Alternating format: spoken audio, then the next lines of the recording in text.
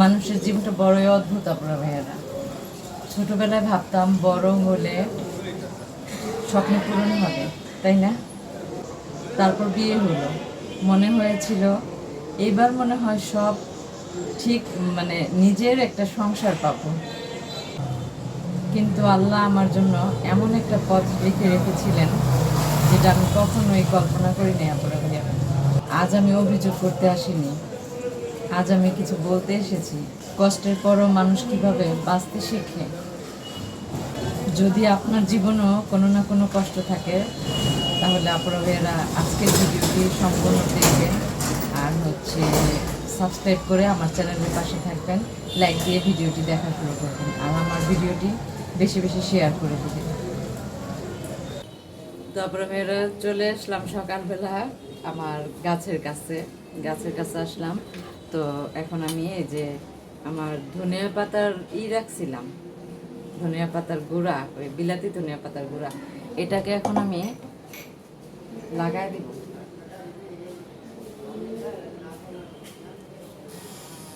দিয়ে লাগাই দিবি, হয় না। এখন পানি দিয়ে দিই। তো গাছে পানি দিতে দিতে আপনার ভাইয়েরা একটা কথা মনে হলো, গাছ যেমন যত্ন পেলে তারপরে পানি পেলে অতি দ্রুত নতুন পাতা গজায়, ফুল দেয়, ফল দেয়, তেমনি মানুষও একটু ভালোবাসা পেলে, একটু সাহস পেলে নতুন করে বাঁচতে শেখে, তাই না আপনার ভাইয়েরা?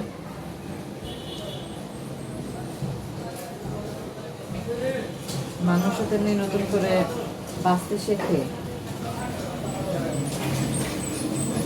একটু ভালোবাসা, একটু সাহস পেলে। কিন্তু সেই ভালোবাসা আর সেই সাহস দেওয়ার মতো মানুষ মনে হয় না এই পৃথিবীতে, মনে হয় খুব কমই আছে। এই কথা কি জানেন, জীবনের সব কিছু আমাদের ইচ্ছে মতো হয় না। ইচ্ছে করলে আমরা কোনো কিছু পাইতে পারি না, চাইতে পারি অনেক কিছুই, কিন্তু ইচ্ছে করলে কোনো কিছু পাওয়া হয় না। তাই বলে জীবন তো আর থেমে থাকে না, তাই না পুরো ভেবে। নতুন সকাল, আল্লাহ আমাদের একটা সুযোগ দেন।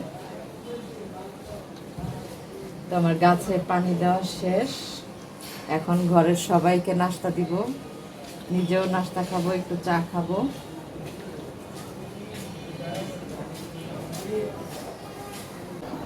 তো আপনারা ভেবে এখন চলে আসলাম ড্রয়িং রুমে, ঘরটা একটু গুছাবো। তো একটা ঘর পরিষ্কার করলে যেমন মন ভালো লাগে, তেমনি মাঝে মধ্যে মনটাকেও পরিষ্কার করতে হয় আপনারা ভেবে।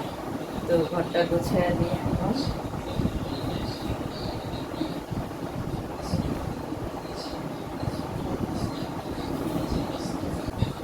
পুরনো কষ্ট, অভিমান, হতাশা ধরে রাখলে কিন্তু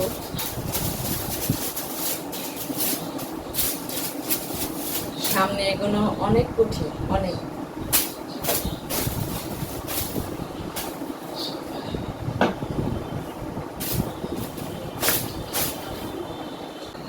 তা আমি জানি আপনারা ভাইরা অনেকেই আমাকে দেখেন হয়তো সব ঠিক আছে, কিন্তু প্রত্যেকের জীবনে একটা না বলা গল্প থাকে।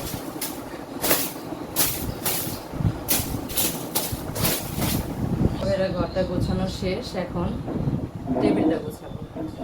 অনেকেই কমেন্টে লেখেন আমরা ভাই বোন কয়জন, ভাই বোন আমরা 2 বোন 1 ভাই। ভাই চাকরি করে, ওর অফিস আছে, আর বোন আছে আমার ছোট বোন, ও বাসায় থাকে, ও আমাদের বাসাতেই, আমরা একসাথেই থাকি। তো ভাই তো আর ঘরের সব কিছু দেখাশোনা করতে পারে না, তাই না? ভাইয়ের বউ আছে, ওর সংসার আছে, ওর ছেলে আছে, ওর ছেলে আবার স্কুলে যায়, আমার ভাইয়ের বউটা আবার ওর ছেলেকে স্কুলে নিয়ে যায়। তো দিনের বেলা আমার ভাইয়ের বউটা কোনো সময়ই পায় না, কোনো সময় পায় না ঘরের কোনো কাজ করার জন্য। বাচ্চা নিয়ে স্কুলে যায়, স্কুলে গেলে তো অনেকটা সময় লাগে, তাই না? সেই সকালে যায়, তারপরে আসে বিকেল 4টার সময়।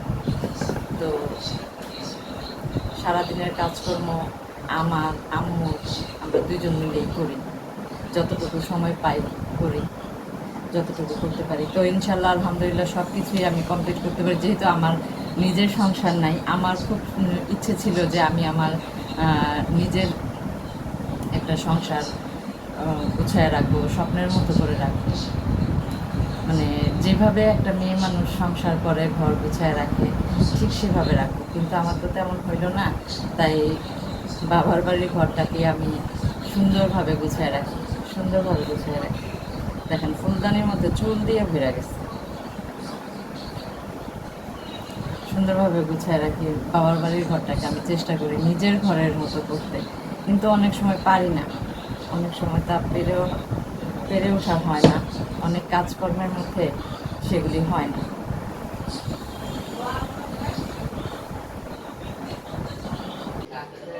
মাঝে মধ্যে মনে হয় কি জানেন, এই এক কাপ চায়ের মধ্যে মানে মানসিক অনেকটা শান্তি পাওয়া যায়, অনেকটা শান্তি পাওয়া যায় একটা এক কাপ চায়ের মধ্যে। আর চাটা না হইলে একদমই ভালো লাগে না।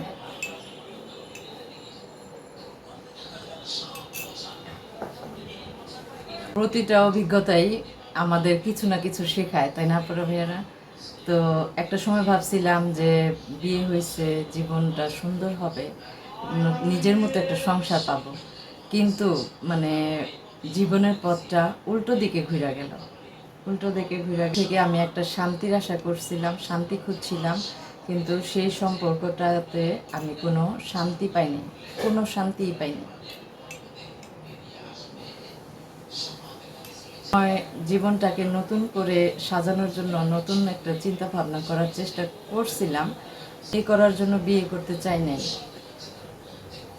আমি চাইছিলাম জীবনে এমন একজন আসুক যে সম্মান করবে, আমাকে বুঝবে, কিন্তু আজও পর্যন্ত এমন একজন মানুষ পাইলাম না আপুরা ভাইয়ারা, পাইনি আমি।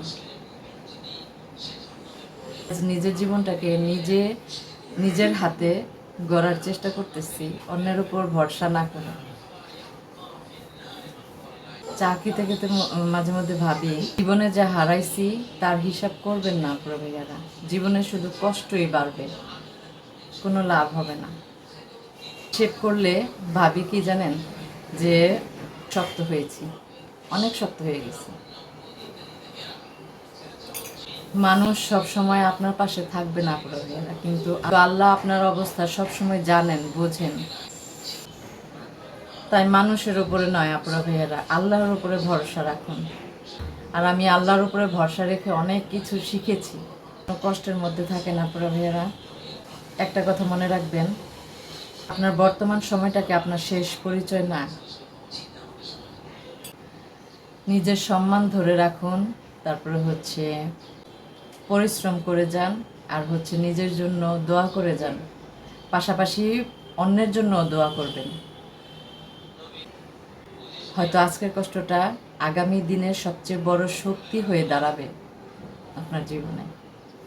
তো আমি সেইভাবেই জীবনটাকে চালানোর চেষ্টা করতেছি আপনারা ভাইয়েরা, যে আমি জীবনে অনেক কষ্ট করছি, অনেক ঠকছি। আমার জীবনের গল্প লিখে মনে হয় শেষ করা যাবে না, ঠিক আছে? আমি চাকরি করে আমার মেয়েকে এই পর্যন্ত নিয়ে আসছি আল্লাহর রহমতে। একটা সময় আমার মেয়েকে নিয়ে আমি আমার সারাদিন কাটতো, ছোট ছিল, এখন ও বড় হয়ে গেছে, এখন ও আল্লাহর রহমতে কলেজে পড়ে, তো পড়াশোনা করে, ওর পড়াশোনা নিয়ে ব্যস্ত থাকে। তো আমি এখন চেষ্টা করতেছি নিজেকে একটু একটু করে স্বাবলম্বী করার চেষ্টা করতেছি আপনারা ভাইরা। সবাই আমার জন্য একটু দোয়া করবেন, আমার পরিবারটার জন্য একটু দোয়া করবেন। আমিও আপনাদের জন্য, সবার জন্য দোয়া করি আপনারা ভাইয়ারা। তো সবাই একটু পাশে থাকবেন, আমার চ্যানেলটাকে সাবস্ক্রাইব করে লাইক দিয়ে ভিডিওটি দেখবেন, আর ভিডিওটি বেশি বেশি শেয়ার করে দেবেন। হয়তো আমার কথাগুলো আপনাদের জীবনে কাজে লাগতে পারে আপুরা ভাইয়ারা, জানি না কাজে লাগবে কি না। যদি আমার মতো এমন অবস্থানে কোনো আপুরা থেকে থাকেন, তাহলে অবশ্যই কাজে লাগবে আপনাদের জীবনে। তো জীবন আমাকে একটা কথা শিখেছে আপুরা ভাইয়ারা, অতীত বদলানো যায় না কখনো, অতীত চাইলেও কেউ বদলাইতে পারবে না, কিন্তু ভবিষ্যৎটা লেখা বাকি থাকে। ভবিষ্যৎটা নিজের হাতে। আপনি আজকে সব, যেমন ঘর পরিষ্কার করার মতো করে যদি মনটারে পরিষ্কার করেন, পেছনের অতীত ভুলে দুঃখ, কষ্ট, হতাশা, অভিমান সব কিছু ভুলে সামনের দিকে এগিয়ে যাবেন, দেখবেন ভবিষ্যৎটা আপনার এমনিতেই সুন্দর হবে। তো আমার চা খাওয়া শেষ। আজকে আমার তেমন একটা রান্না বাড়া নাই, কারণ কালকে লতি তরকারি রান্না করছিলাম। রাতের বেলা আমাদের কারোরই খাওয়া হয় নাই। আমার ভাই কেএফসি থেকে চিকেন ফ্রাই নিয়ে আসছিল, তো ওটাই আমরা রাত্রে খাওয়া দাওয়া রাত্রে খাইছি, ভাত কেউই খায় নাই। তো সেই তরকারিটা এখনো আছে। তো আজকে ভাবলাম যে আজকে আর কোনো রান্না করবো না, ওইটা দিয়ে চালিয়ে দিব।